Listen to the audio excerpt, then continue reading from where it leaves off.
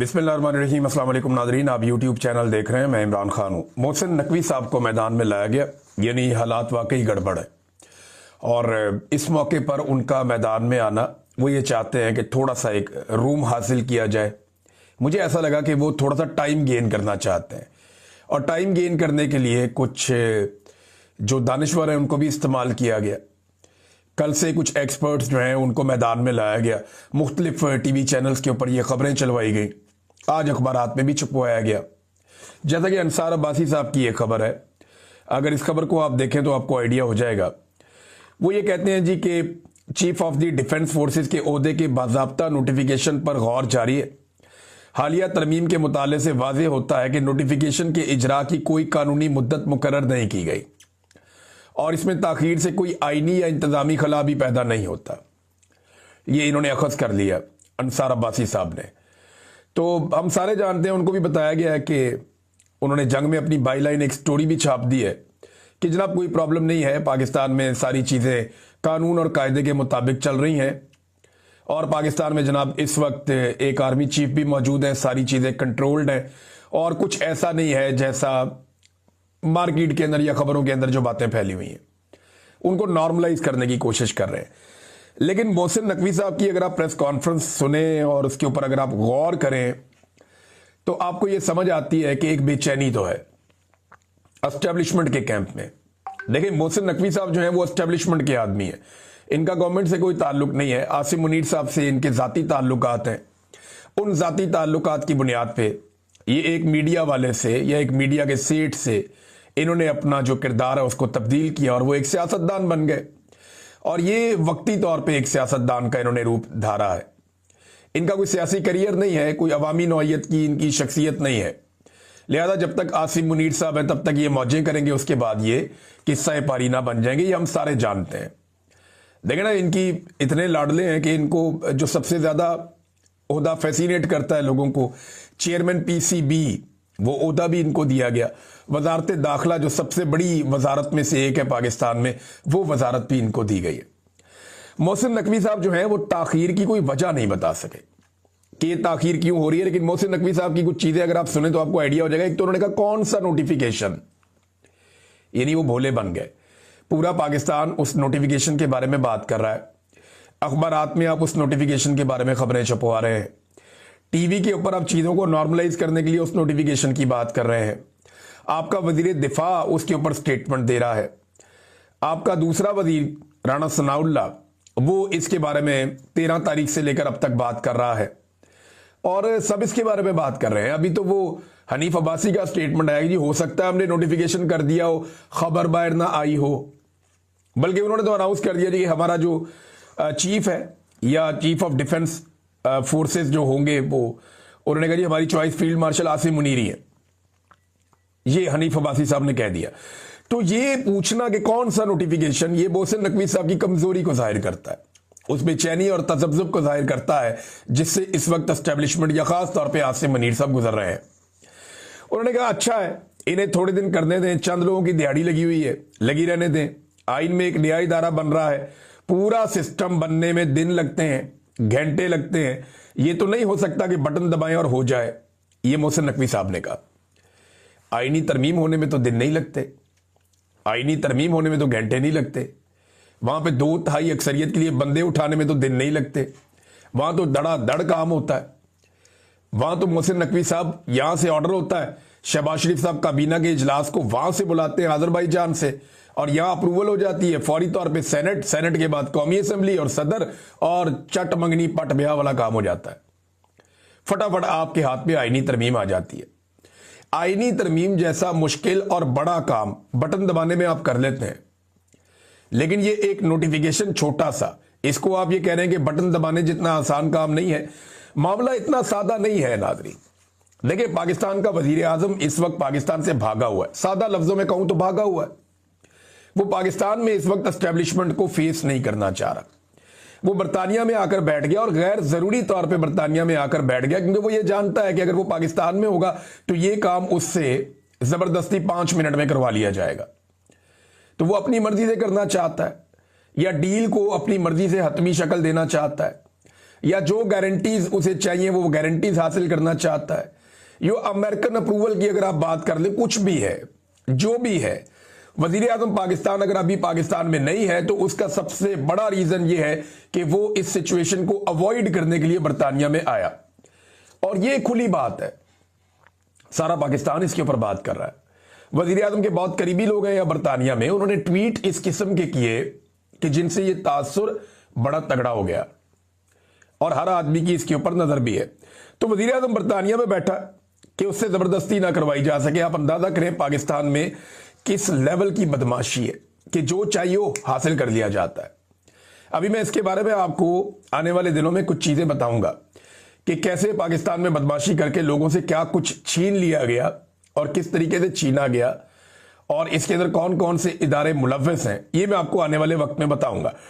लेकिन अच्छी खासी जो है वो कमजोरी नजर आ रही है एस्टेब्लिशमेंट की और बेचैनी नजर आ रही है। देखें ना, अब शहजाद अकबर साहब ने चंद अफसरान की जो अंदरूनी एक खैंचातानी चल रही है उसके ऊपर कुछ चीजों को रिपोर्ट किया। उन्होंने कहा जी अंदरूनी खाना खैंचातानी चल रही है, ये उदा मुझे चाहिए, वो मुझे चाहिए, वो मुझे चाहिए। इस चक्कर के अंदर एक दूसरे के फैमिली मेंबर भी उठा लिए गए। ये बात जो है शहजाद अकबर साहब ने रिपोर्ट कर दी। अब जब उन्होंने ये खैंचातानी रिपोर्ट की, इस पर बहुत तकलीफ हुई। मोहसिन नकवी साहब आए, उन्होंने आके धमकी भी लगा दी। उन्होंने कहा जी इनको उठाकर पाकिस्तान लेकर आएंगे, ये पाकिस्तान पहुंचेंगे, इनको जवाब देना पड़ेगा, आपको हम लेकर आएंगे। देखिए पता नहीं इनको आप पाकिस्तान ले जा पाएंगे या नहीं ले जा पाएंगे। मुझे मुस्तकबिल करीब में नजर आ रहा है कि आप पाकिस्तान से भागेंगे। शहजाद अकबर साहब को या दीगर लोगों को पाकिस्तान उठा के ले जाना तो ये बहुत दूर की बात है। आज तक पता नहीं कितने लोगों को पाकिस्तान की एस्टेब्लिशमेंट पाकिस्तान ले जा पाई है। बेशुमार ऐसे लोग जिन्होंने पाकिस्तान के साथ बहुत बुरा किया वो बाहर बैठे हुए हैं और इनके साथ राब्तों में भी हैं, उनको तो आज तक ये ले जा नहीं पाए। अल्ताफ हुसैन साहब के बारे में इन्होंने बड़े बड़े दावे किए थे, आज तक उनको तो ले जा नहीं पाए। तो ये इन लोगों को ले जाएंगे पाकिस्तान उठा के। जो मुझे दिखाई दे रहा है वो ये दिखाई दे रहा है कि बहुत जल्दी ये सारे लोग खुद पाकिस्तान छोड़कर भाग जाएंगे। आज नहीं तो कल इनको भागना पड़ेगा, क्योंकि अवाम में इनकी जड़ें हैं नहीं, लोग इनसे नफरत करते हैं और इनका इक्तदार हमेशा रह नहीं सकता। उसकी वजह भी यही है कि अवाम इनसे नफरत करती है। एक दिन इनका ये सारा का सारा महल गिर जाएगा, फिर इनको पाकिस्तान से भागना पड़ेगा, जूतियां छोड़ के भागेंगे।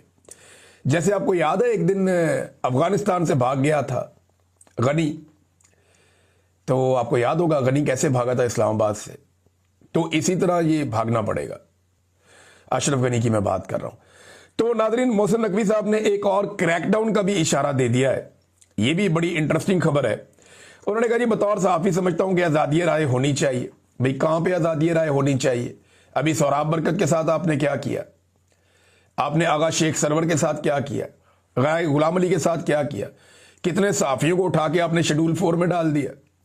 बेशुमार सहाफियों को आपने जेलों में डाला, आपने जबरी तौर पे गुमशुदा किया। उन्हें क्या किया आपने सहाफियों के साथ? पाकिस्तान में रह के सहाफत करना मुश्किल है। तो मोहसिन नकवी साहब जो है वो अब ये चूरन बेच रहे हैं कि मैं बतौर सहाफी ये समझता हूं। यानी वजीर दाखिला भी है, सहाफी भी है, चेयरमैन पीसी भी है, सारा कुछ ही चाहिए जनाब को। अब वो कहते हैं जी 90% खबरें गलत चल रही हैं, किसी की तस्वीर लगाकर जो दिल करे खबर चला रहे हैं, इसकी इजाजत नहीं देंगे। बड़े पैमाने पर इंफॉर्मेशन मिनिस्ट्री और NCCIA के साथ मिलकर क्रैकडाउन करने जा रहे हैं। एक और क्रैकडाउन की तैयारी पाकिस्तान में, इसकी धमकी लगाई मोहसिन नकवी ने। लेकिन इस मरतबा धमकी में वो दमखम नहीं था जैसा होता है। इससे पहले इन्होंने धमकियां लगाई, इन्होंने लोगों का कत्लेआम भी किया। जब मोहसिन नकवी ने कहा छट्टा मारेंगे, गोलियां चलेंगी, और अता तारर साथ खड़ा था, उसके बाद इन्होंने गोली चलाई, इन्होंने बंदे मारे। हमने देखा लाशों को, हमने देखा लोगों को दफन किया गया, जख्मियों को हमने देखा, उनकी बॉडी में गोलियां थी और अस्पताल से बाकायदा सारा डाटा आ रहा था, जख्मियों की वीडियोस आ रही थी। इन्होंने कई दफा गोली चलाई और बताकर गोली चलाई। लेकिन अभी उतनी पोजीशन नहीं है उस तरह की। हाँ, हो सकता है बन जाए, अगर फील्ड मार्शल आसिम मुनीर को दोबारा मौका मिल गया ये सारा कुछ करने का, तो चंद साल और हो सकता है या चंद महीने और हो सकता है ये अपनी मनमानी कर लें, लेकिन हमेशा नहीं कर पाएंगे। एक दिन इनकी ब्रेकें लगेंगी और फिर पाकिस्तान की आवाम इनको वापस जवाब देगी। तो मोहसिन नकवी ने कहा फिर से क्रैकडाउन करेंगे। सवाल यह पैदा होता है, अभी इमरान खान की बहनों का जो एक आर्टिफिशियल इंटेलिजेंस से वीडियो बनाया गया और हुकूमती अकाउंट्स ने उसको फैलाया, उसके ऊपर प्रोपेगेंडा किया गया। अब मुझे कोई इसका जवाब दे कि इसके ऊपर किस पे पर्चा होगा, इस पे किसके ऊपर कार्रवाई होगी। यानी जो झूठ रोजाना की बुनियाद पे हुकूमती अरकान या उनके हमायती फैला रहे हैं और लगातार फैला रहे हैं, और 12 घंटे के अंदर अंदर वो झूठ साबित भी हो जाता है। उसके ऊपर तो एक आदमी को जेल नहीं हुई, एक आदमी को सजा नहीं हुई। देखें ना, बरतानिया में अगर झूठ बोला है सहाफियों ने, तो आप लोग यहां पे आ जाए, यहां पे आके मुकदमे कर लें। साबिर शाकिर साहब यहां पे मौजूद हैं, मैं यहां पे मौजूद हूं। शहजाद अकबर साहब जर्नलिस्ट नहीं है बेशक, लेकिन वो आजकल काम कर रहे हैं इंफॉर्मेशन का ही, अपना यूट्यूब चैनल चला रहे हैं, उनका एक पॉलिटिकल करियर है। आप आ जाएं, आकर यहां पे केस कर दें हम लोगों पे। आप केस करें, यहां पे साबित करें, बरतानिया की तो अदालतें आजाद हैं, इससे पहले आपकी लीडरशिप ये कर भी चुकी है। तो आप आए ना, आकर यहां केस करें और केस करके आप साबित करें कि जो खबरें दी गई हैं वो खबरें गलत है। जिसके खिलाफ खबर है वो आ जाए और आकर साबित कर ले।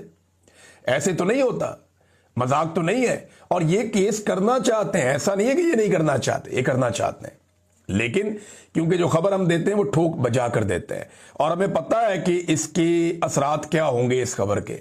उसके बाद वो खबर आती है। बहरहाल धमकियां लगा रहे हैं, तो धमकियां लगानी, इन्होंने और क्या काम करना है।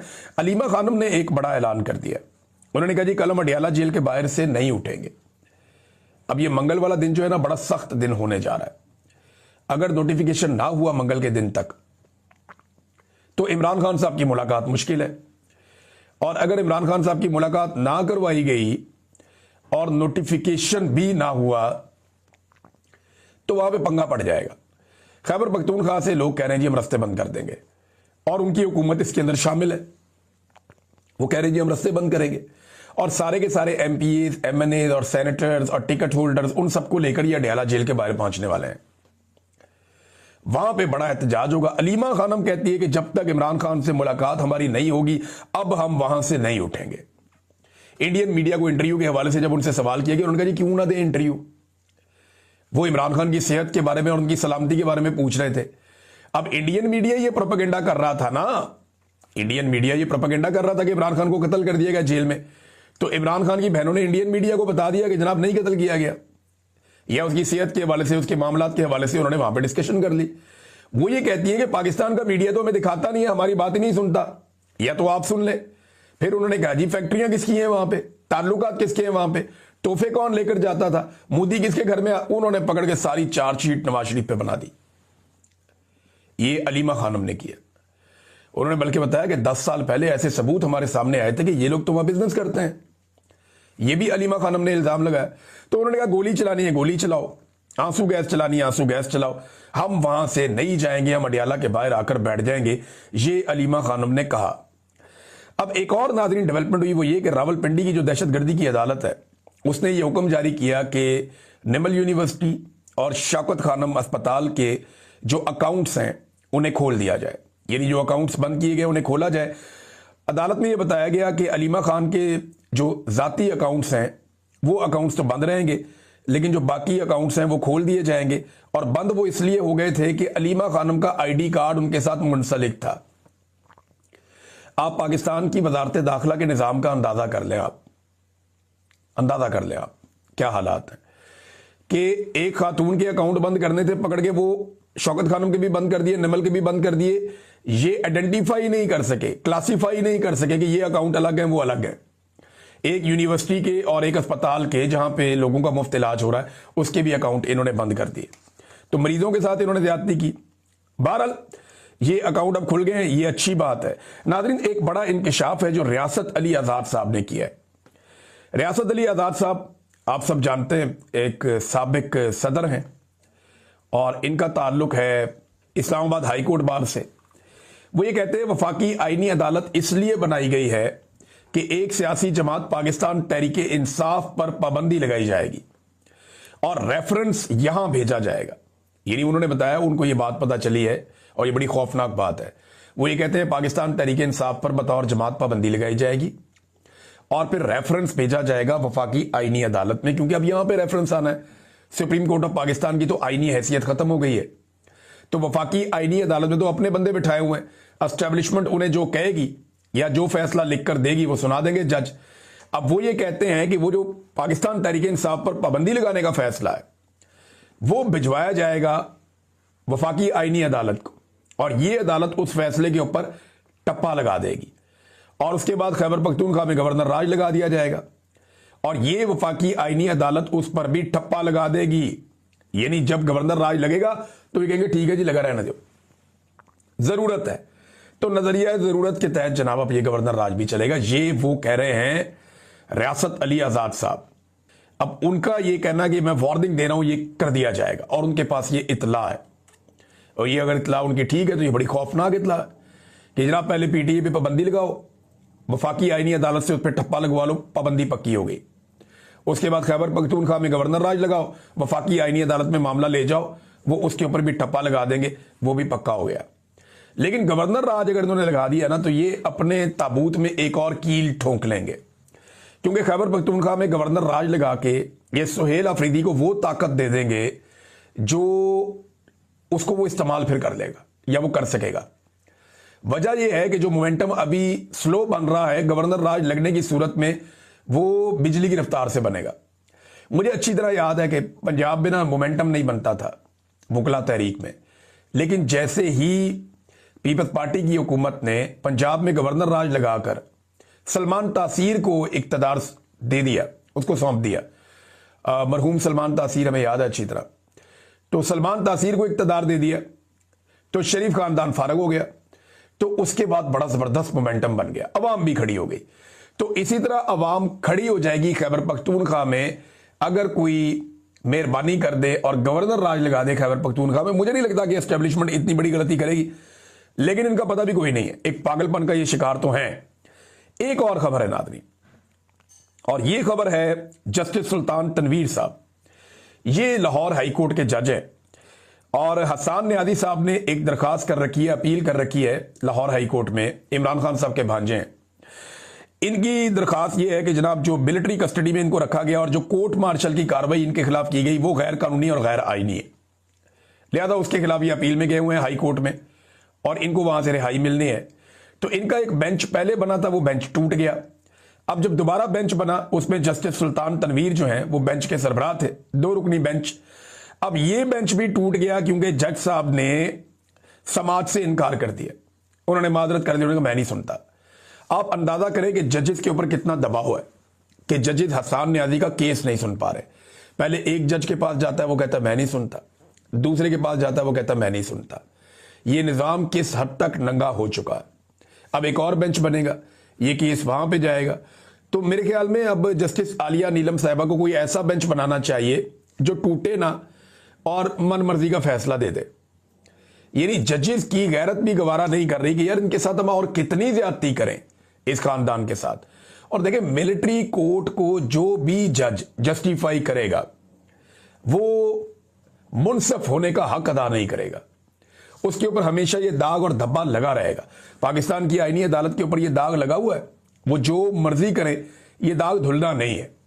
تو ناظرین یہ خبریں تھیں, اب تک کے لیے اتنا ہی. اپنا خیال رکھیے گا, اپنے اس چینل کا بھی. اللہ حافظ.